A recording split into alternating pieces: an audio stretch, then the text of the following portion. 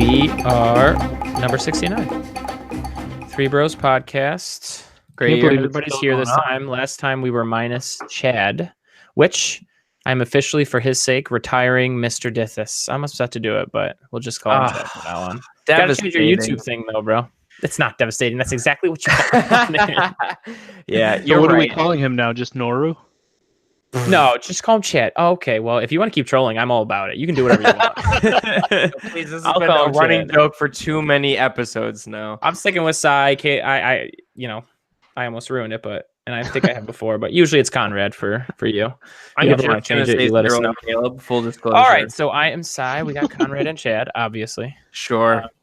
And episode 69, I don't think there's been another show that people have wasted as much time on with nobody watching. So good. Congratulations, guys. Yes. Give it up. Give it up. Everybody deposited an article into the Hangouts for discussion this week. So we're going to go ahead and start with Chad. Full load. Yeah. Oh, gosh. Can I say that? Can I say it was a full load this week? Well, we'll take it however, I guess. Anyways, go ahead, Chad. All right, let's talk Jim Mattis. And this is at this point, it's January 6th. And the way that news tends to turn over with this administration, you could say that this is quote unquote old news, but I would say that this has still profound implications for the current administration. Jim Mattis resigned. This was shortly after Trump had announced that they were planning on pulling out from Syria rather quickly. And I should say, out of obligation, that they've announced since then that they're going to slow it down a bit, but the implication is still that they want to leave Syria as a whole. And Jim Mattis announced his resignation shortly after Trump in particular said they were going to leave. And he was just citing essentially just professional differences, right? So he's the Secretary of Defense.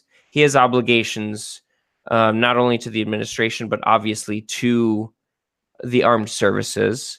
And if he thinks that as the Secretary of Defense, what he believes should be done is objectively different than the administration, he essentially in his resignation letter said, I feel professionally I should resign because we're different. We're different here. Like, you want to leave Syria. You have different views for the military. I'm just going to resign. May I interject? Yeah, go ahead. The way that he did it, and Caleb might agree with me, the way that he did it makes me have more respect for him. I think most people, if they can take advantage of a powerful position in society, even if it's not for good, but their own gain, they're going to do it. They'll still hang on to it, Like, people don't usually relinquish power just because. Like, this is a very soldier thing to do.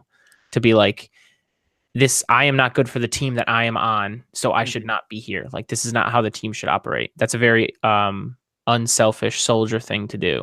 And that just makes me have more respect for him. So I am upset that he's leaving. I also don't even, and I said before, but I don't even know if I agree with, if he did resign, if the straw that broke the camel's back was Syria, I don't even know that I agree with that, but I still like Jim Mattis. I do. So go ahead. Well, I mean, when I look at this, specifically, first and foremost, what is he's not retiring, is he? He's just stepping down from his post. I think he's retiring. I think he's done too with military stuff. I thought he was just, I think he's like legitimately. No, I think he's legitimately retiring. I believe he's done as a whole. But Google Cyril will do it. Hang on. Yeah, I'd have to keep going. That up. But so I will definitely agree with Cyril on it's a very soldier thing to do. The only thing I would say is that it's unfortunate that those who have that type of integrity and that type of moral set, like you're saying, Cyril, should remain because they're the people that we want. But that's the exact reason why he's leaving, which is unfortunate. It is unfortunate. And I think catch-22 of integrity. Go ahead. It is. But if does talk, right? Because he has the integrity and the good sense to leave when he should, but we need that good sense to stay. Right, exactly. So if we keep going though with Chad's, I mean, I know Chad mentioned that this is kind of a little bit of old news, but if we continue on to exactly what he's got here with with this latest. This one's by Daniel Poletti. Came out actually today.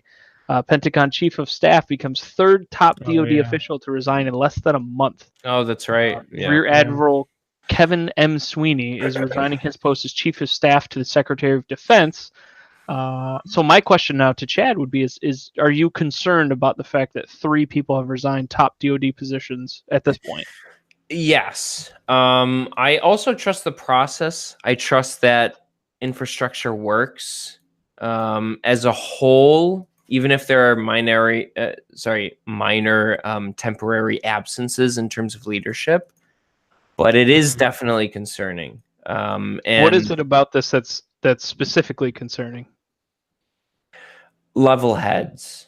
And we've seen this. I mean, this is not a unique problem, right? In terms of Secretary of Defense, the amount of people that have resigned or have quit or have been fired from the administration ever since Trump has taken office is concerning, let alone the amount of positions he still has yet to fill.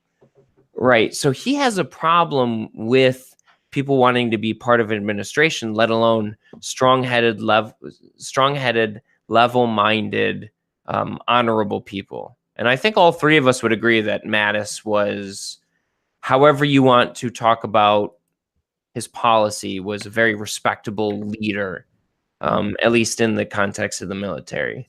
So, he's already short on leaders. And you're talking about like a huge chunk of the world, quote unquote, the world police, but like our military specifically is now sort of has less level minds at the top of it. That's concerning. It's concerning. I don't know if that's just me, but that's a little concerning. To me, the defense position in the DoD, that's not that concerning because of exactly what you said, Chad, and Cyril knows this as well. There is a ton of qualified individuals that could easily step into that role of admirals and generals and you name it. To me, what's more concerning is the fact that this is another one of Trump's cabinet that has left, and is he the last one from the beginning? Mattis? That's my question at this point. I don't know the answer to that, but is he? I don't know, but that's a good question to ask. Because I found this random article. Well, no, Mick Mulvaney's still there. Mick Mulvaney. Okay, so 1. There's not a lot. If that's. So I mean, my question at this point is that is this common? Is there normally this much type of turnover? I don't think so. Definitely not common. And I'm pulling up this article here from a couple of people here at CNN Politics who has left Trump's administration in orbit, and it's not good.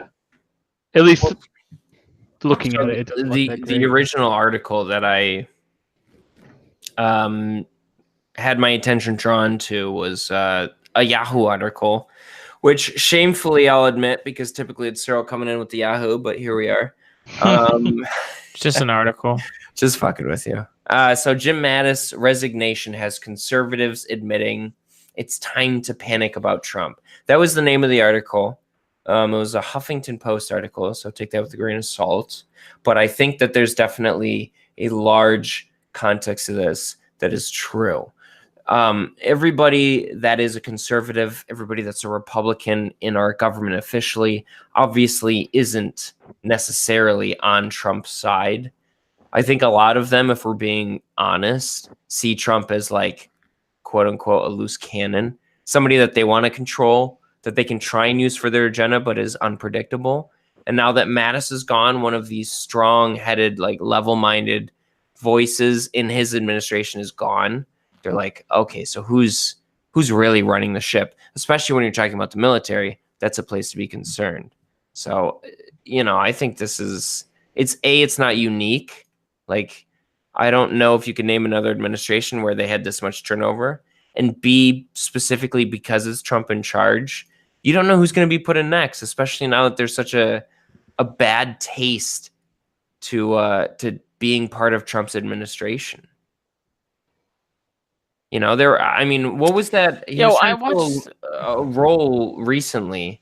I forget what the head was. Chris Christie was considered for it. So do you know what I'm talking about?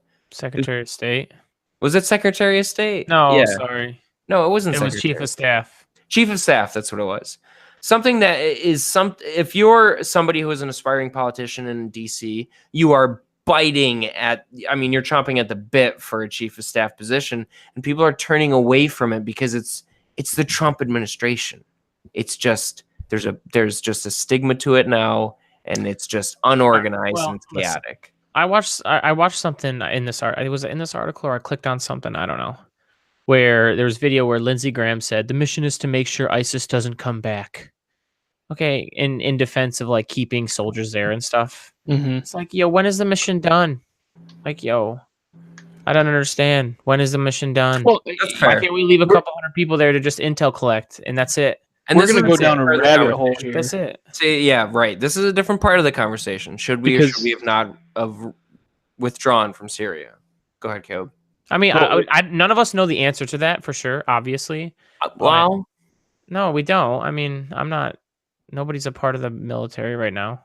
Nobody runs the military. I don't know. I mean, look, these things are complicated, but I just, from everything that I saw and from the even from things I was around from my time, you don't need that many people to information collect and just make sure that the homeland and the American people are being protected.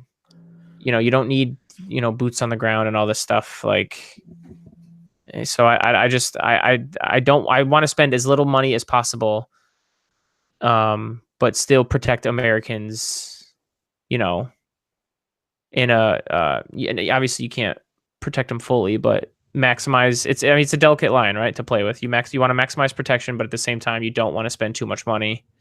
So we spend too much on defense. So it always makes me butthurt. I always admit that. It just makes me butthurt. There's better things to spend money on. So all in all, what I see in Trump's administration, yeah, if I may, Cyril, I apologize. Sure, go ahead. Is how many like conflicts there have been allegedly between the process that Donald Trump is going through and his advisors, essentially those people who are in those positions. I'm going down this list on CNN Politics, and I'm looking at, I just had it up a second ago, Gary Cohen, Chief Economic Advisor to the White House. Yeah, why? Because he had a fierce disagreement with the president to impose tariffs on steel and imports, and he's like, "Fine, fuck you, you're out." And once the tax cuts got passed, he bounced. Right, which I get. Like at the end of the day, if you don't agree with the process, well, if you don't agree with what's going on, if you don't think that that's the best method, then you should be moving on. But I go through this list. You should have moved on a long time ago. You knew what his trade policy stance was. You stayed because you wanted a tax cut for your own self, and you bounced. That might be the case, but specifically what I'm talking about is a disagreement on how the country should be run. And there was a disagreement. But you knew Trump never made it two bones about his trade policy. It was always going to be... So, I mean, I guess you never know when you get into power, but I think a lot of people also come from this idea that, you know what, if I just get the I know I'm this type of person. If I just get the chance to present to you what's happening, if I get the chance to present to you my idea, my thoughts, my process, you may be likely to change your thought process. And I think what all these people are learning is that Trump doesn't do that. Yeah, he does not. He doesn't do that. And we need a lot better leadership. And Jim Mattis going away is not good. It's not good. I think it won't be bad, but I think that the fact that most people see this man as a man of integrity, a man of true honor of the military, so on and so forth, that he's the one that's stepping down in this manner really raises eyebrows for a lot of people. Well, the problem is too, Caleb, is if you and like you said, there's infrastructure in place. There's plenty of well-intentioned, or at least strong-minded people that exist within the structure of the military. But if you do put in a new Secretary of Defense, and let's say he's completely 100% opposite of Mattis, and there start to come down orders from the top where we need to completely do things differently, you're not going to find people that are just going to start acting in insubordination towards those orders, right? This is the military. You have to follow orders from the top, surely. So what if somebody comes in there that is really 100% different from Mattis and like is not somebody that we should, let's say we have somebody that's like warmongering in there, right? That like, let's go into Ukraine and let's start building up some presence, or, you know what I mean? Like, maybe it is a position to be concerned, because let's see who gets nominated as Secretary of Defense. What if orders start coming down that are just like they're not good. They're completely different to what the typical has been going. Mm-hmm. Is that not a position to be concerned about? I mean, well, Mattis isn't there. Sure. Certainly, Definitely. but I think that most. What if it's a loose cannon? I think you would be Seriously. hard pressed. Hold on. I think you'd be hard pressed to find somebody who's been in the military for 25 to 30 years as a loose cannon. As a loose cannon, yeah. As someone who's been successful in the military. Right. Cannon. Trump That has doesn't nominated happen. less qualified people. What's that? You're loose. Trump has nominated much less qualified people. Certainly, That's but you still have to get these people past some sort of a process in order to be nominated, right?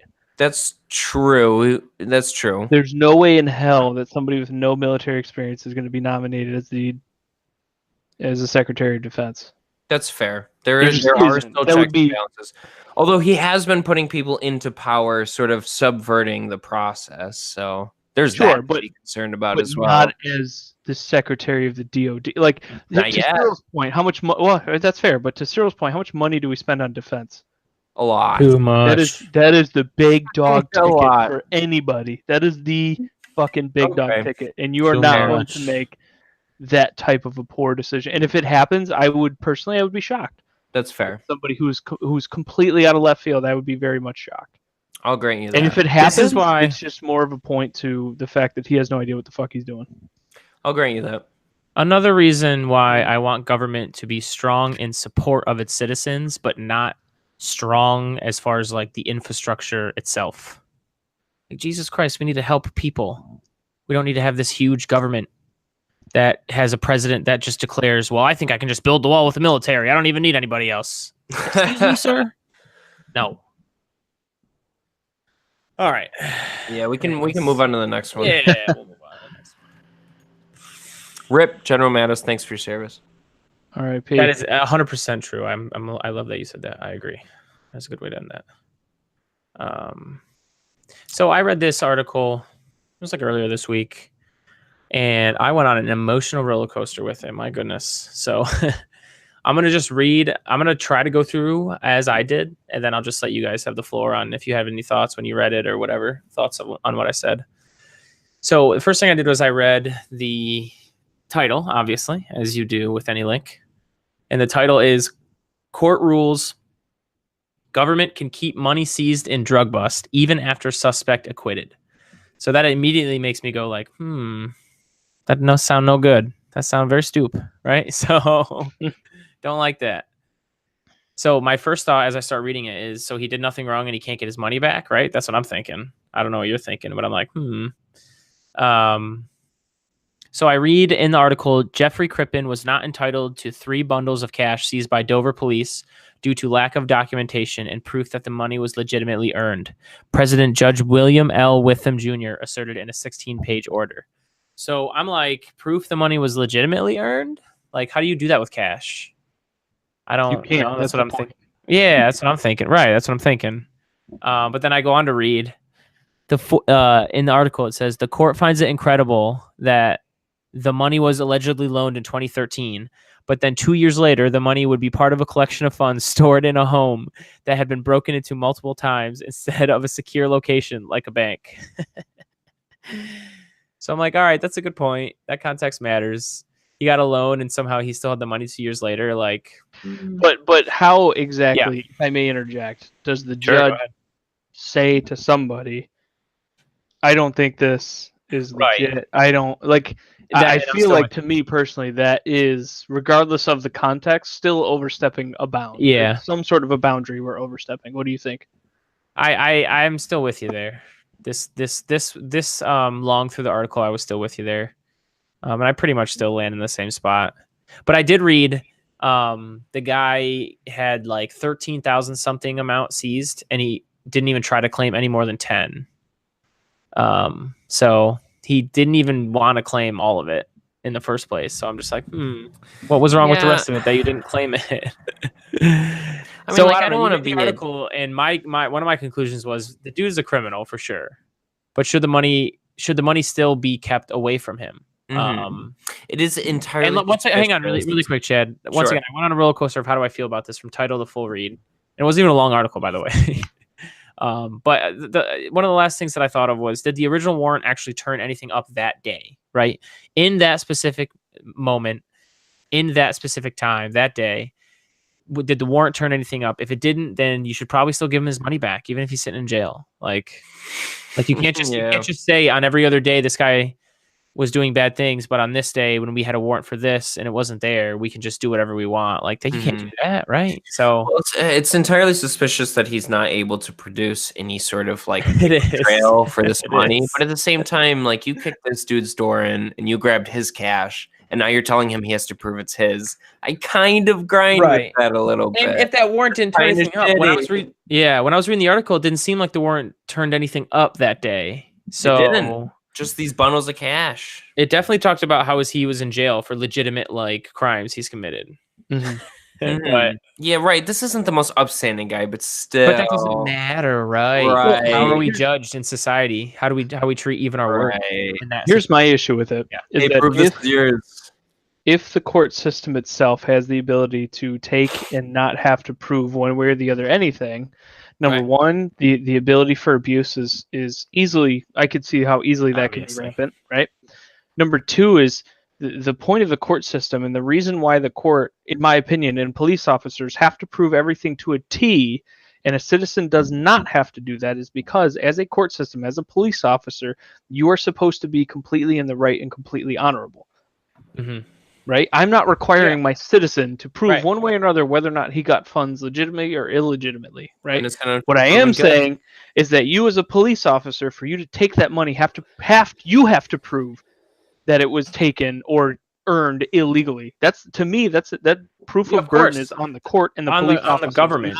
Yes. But then so here's where I take a so and they say this in the article, the initial confiscation was allowed based on legitimate probable cause, according to the court, obviously. Right, but so you go into a place, you're suspicious of somebody moving drugs, selling drugs. You see these you're talking about $13,000 in cash. Caleb, do you have 13? I don't care how much money do you have. I don't care how much money you have. Why do you have $13,000 in cash just laying around your house? Yeah, it's going to look suspicious if you have probable cause. So I get why it was like in the context of, okay, well, we're suspicious that you're moving drugs. Prove where you got this money from. Oh, I don't have anything. I just have $13,000 in cash laying around. It's a little suspicious, but I get what you're saying. It's like, well, why, if he was completely exonerated from these drug charges, why does he still have to prove that this money is his, even if he has a prior history? It's just like it's like one of those weird middle grounds where you're like, It is. So, and that's a great point. But to me, that middle ground, then, in my opinion, should be is that after the fact, like, who keeps that money? It's the police departments that keep that money, right? And after so much time, they're allowed to use it as they well want. Right. Where I take offense to that, again, is the fact that can be abused to the tens. And in fact, I'm going to send you guys a couple of videos I want you to watch about debtors' prisons that Vice did, which is really interesting because it's exactly what we're talking about right here. Oh, definitely. To a large degree. So this is where specifically, when you take the time later this week to watch these videos, where the abuse could easily become rampant. So only middle ground, in my opinion, for something specific like this is that this money goes into a fund in which it goes to the community in some way, shape, or form, and not through the police department. Right, because then there's motive. Exactly. Motive. It's got to be done in a manner that whether it's donated to charity or whether it gets put into a pool in which the community fund a library or some bullshit like that. I don't care what it is. That's nice, though. I do care, but that's how it should be dealt with. Nice. If the police cannot prove that it was earned illegitimately, and if the person cannot prove that it was earned legitimately, that's where it goes. Right. And we are also predicated, like, our country is based on this principle of innocent until proven guilty. So that's definitely, that gives you cause to lean the way of the individual than the accusing institution, for sure. Well, as the accuser, right, like I said before, the burden of proof is on you, not on the citizen. Right.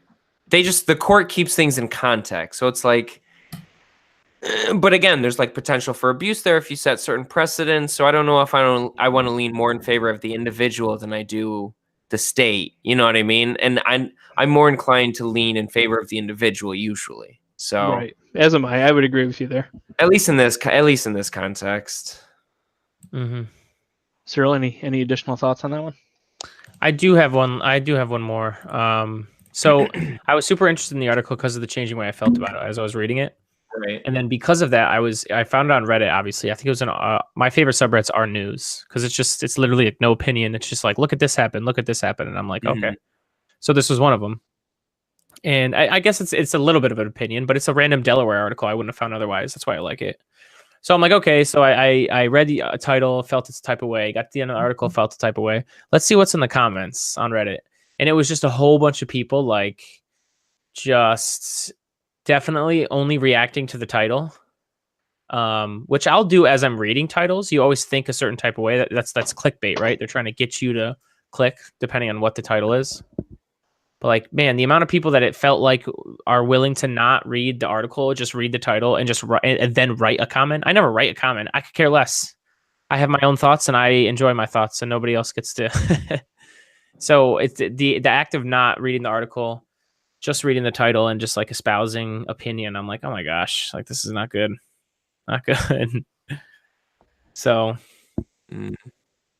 fair enough. Because like it was a lot of like, this should never happen to anybody, and like outrageous, and it's easy to carte blanche take fully one side than it is to take like a nuanced. Oh, okay. There's a little bit on both sides here. That's fair. Yeah. Maybe if you dug deep enough in the comments, you could find. If you dug deep enough in the comments, you could find stuff, but it's just easier to react 100% on one side or the other than it is to like, oh, okay, all right, you know what I mean? But that's pretty interesting. There you go. Do better, people. Do better. Be better. Fucking be better. Caleb, last one. Yeah, go ahead, sir. Yeah, so last one is from Business Insider, written by Jacob Shamson. Apologize if I mispronounce that. Senator Ted Cruz introducing a constitutional amendment that would allow only 2 terms for senators and 3 for members of the House of Representatives. It would limit Cruz's term in the Senate to his current one, which ends in 2025. Congressional terms are unlimited currently, but there are limits on individual committees. So I'm somebody who has typically fallen on the side of support for a term limit bill.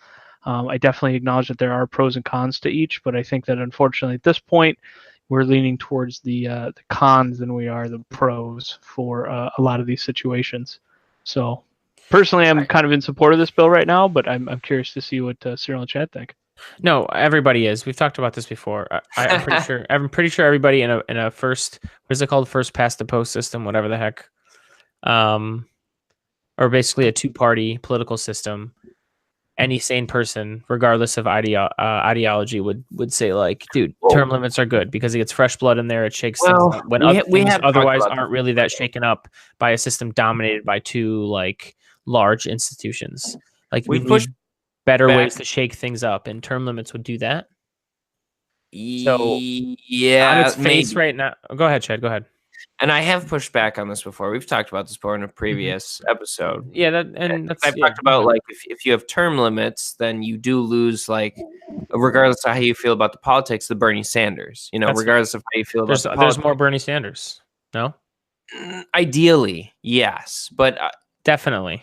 And again, we've talked about this before in the sense that like it boils down to, do you trust the voters to make the right decisions? Because that is what it is, isn't it? You're saying, well, we can't trust people to elect the same person over and over again. Let's limit their decision. Is that not what this is? Mm-hmm.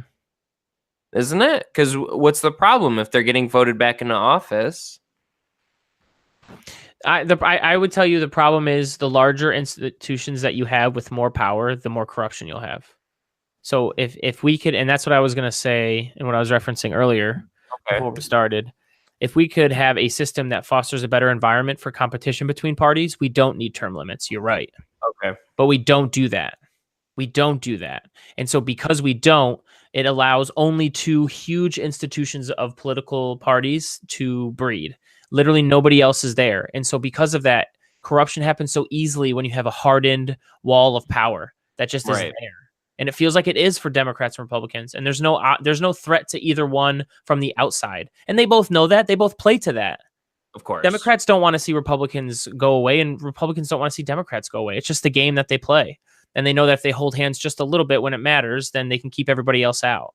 Right. Especially because of the system we have. Power. So if we could have a ranked choice voting system, if we could have a system where anyone can play, but it's not first, because obviously we already have a system and we're blessed. We're privileged complainers in this country about a lot of things, including this. For sure. We're blessed at being a system where anybody can run. And I'm already trying to do that. And I have a long life-term plan for that, right? To start a party and make a splash. But it's so incredibly difficult because we have a system that's dominated by two parties that don't want to see that happen. And because they have their heart and power, they can make it so much harder than it necessarily should be if we want to have a system that actually like reflects the dude. You have a bunch of people that sit on the sideline. There's almost 45+% of people who don't even vote in a presidential election. How many of those 45+% don't vote because like they don't even like Dems or Repubs, but they might otherwise vote if they have every choice, and then they can rank Dems and Repubs after that. Right. Like you might get more people out. You have more choice to pick from. You know, it's just, so if we had a different election system, term limits would make no sense, but they make so much sense in this crappy system that we have. I agree. No, I agree. I think in an ideal system, term limits are dumb, but in the limited system that we have, it's probably the best approach to combating sort of calcified power, like systems of power that sort of just like dig themselves in. Right. And there's not a lot that all three of us agree on, and that's what makes this podcast fun. But there is some things, and one of them's money in politics, but also two is the fact that no matter what kind of an institution that you have, whether it's public or private, if it gets too much power and too big, then that's not good. That's not good for the people. That's not benefiting society as a whole. That's only enriching a few people. You know, and some people rail against the government more for it. Some people rail more against the private side for it, but it happens everywhere. And we've got to fight against letting power be so concentrated. So dumb. People just will abuse that. Yeah. I don't trust people. I don't even trust myself. You know? So people are selfish, and you can't. Last thing I want to throw in there for you too is according to this article, CNN Politics. This is a while ago, right? This was June 3rd, 2013, so it was a while ago. But in 2013, by the numbers, the average length of service in the United States of the House of Representatives as of January in 2013 was 9.1 years. And the average length of service in the U.S. Senate as of January 2013 is 10.2 years. Too long. So right now in Congress, you get voted, that's 2 years, right, for one term? Yeah, that's 12 years if you do 2 terms as a senator. That's actually right. That's actually fine for Senate. Yeah, that actually seems like almost within what you would expect if you had term limits. What did Caleb say? I generally agree with what Caleb said. Caleb, would you say 4? You said 8 years for House and 12 years for Senate. 9 years for House, 10 years for Senate. No. What did you say that would be a good number? I'm saying like 3 terms and 2 terms. 3 terms as a 3 terms as a House of Representatives. 2 terms. That's 12 each, right? Right. That's 12 years each. Is it 12? I thought a congressperson was 2 years. House is. Yeah, I wouldn't even mind. 2 years. I would be 6 years. That would be the longest. I would round off I would round off a potential maximum presidential term with the other ones. I think that's why I'd go with 8 in the House of Representatives. So you could potentially serve the same time as ideal, like an 8-year president or whatever. I don't know. I guess I'm just rounding off numbers compared to what the other positions we have, but 6 would be fine. I don't really care if we could only get 6. I'd take 6. It's not like these are the average though.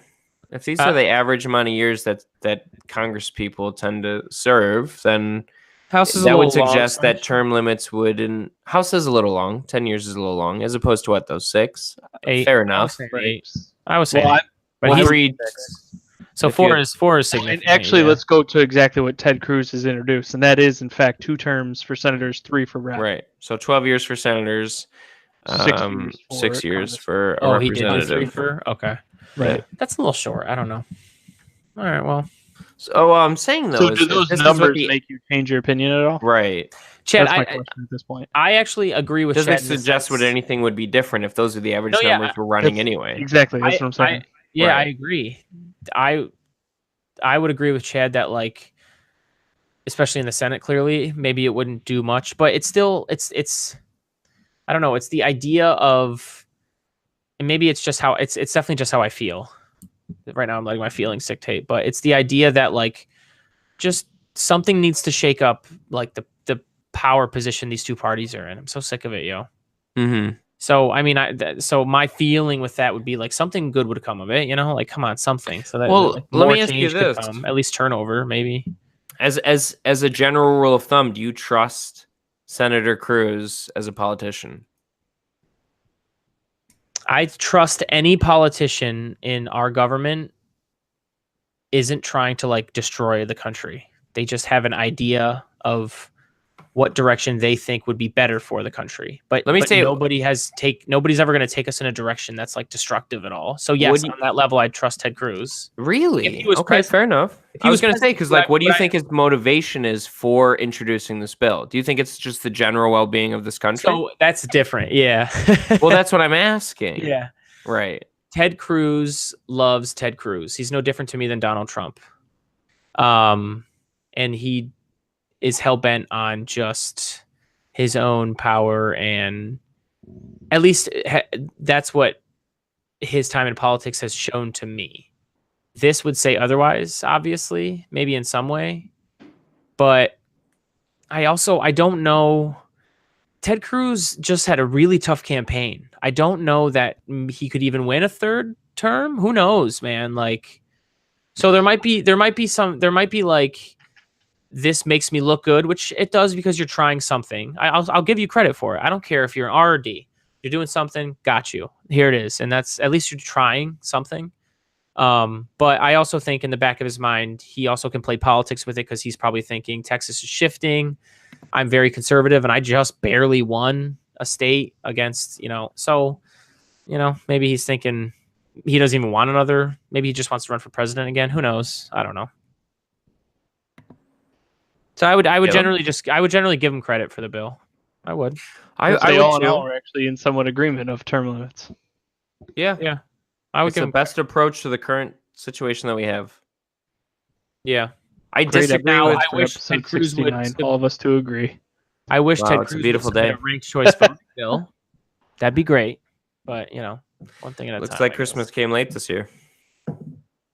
Because honestly, ranked choice voting, think about it. Like, I don't even think term limits would be done. There'd be, if you can foster a good competitive environment, just like in private sector too, like, then it's a lot better.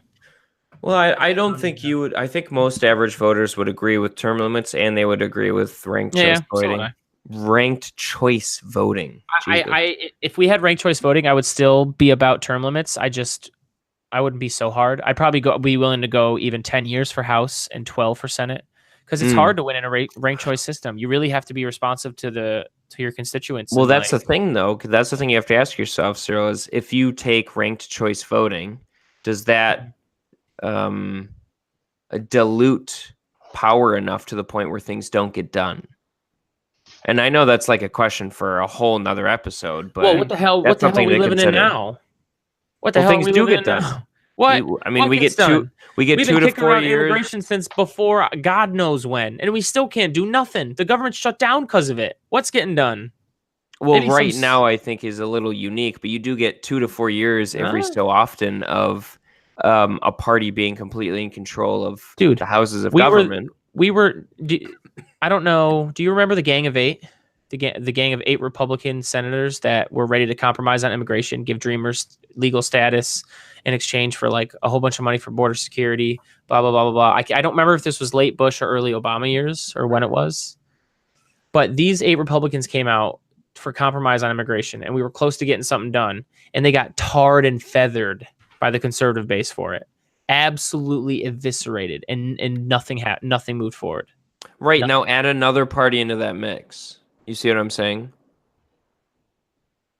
I do. Like, you have to look at other countries that do have ranked choice voting. I would say that it's way easier to vote a new party into power but it's way harder to get that party to enough power to make significant change. I do, but Well, I feel like it might also shake up the kind. What's Don't that? you have to like have aligned parties? Like in order, let's say there was a third party. I'm going to use an example, Green Party, right? More liberal type party. Wouldn't you have to, if the Republicans get 30 or 40% of it, but then the other two split the difference at 30 and 30, they could hold out and not allow the majority. Yeah, you nobody build holds coalitions. out. If you're in third or worse, your votes get eliminated, and we go to your next choice on your ballot. For presidential elections, not for congressional elections. I'm talking about congressional. So everyone's congressional is voting for everything. Wait, hold on. Yes, Everyone's but it'll still voted. break down into 3 major parties, typically. Right. 3 or more major parties. So let's say fine. Cyril. That's fine. Everyone's been voted into Congress, right? Or I'll use the Senate because it's easier. 100 people. Sure. 40% of them are Republicans. The other two split the difference at 30 and 30 for Democrats in. I said Green Party, but you can Party X, whatever you want to put on it. I don't care. I disagree with those numbers, but okay. Okay, I'm just saying, what if? Sure. Well, it happens. We know that it happens. Well, what would happen in that case is wouldn't the two smaller parties have more control overall if they agree? Well, what typically happens, to Caleb, stop the powerful party, quote unquote? What typically happens is the party that is in control will form a coalition with a third or fourth place party that gives them a bit more of a lead in terms of power. Just enough in order to get over the hump, right? Right, but there's more positions of disagreement. That's what I'm saying. And again, like this is a way more nuanced conversation for another time, perhaps. But this is obviously we're all living in the abstract. So, and I think what you guys are missing. Well, there are real life examples to look at. No, we're living in the abstract because we don't have any examples. That's what I mean. We do. A lot of I'm saying in this conversation. Just let me finish. Okay.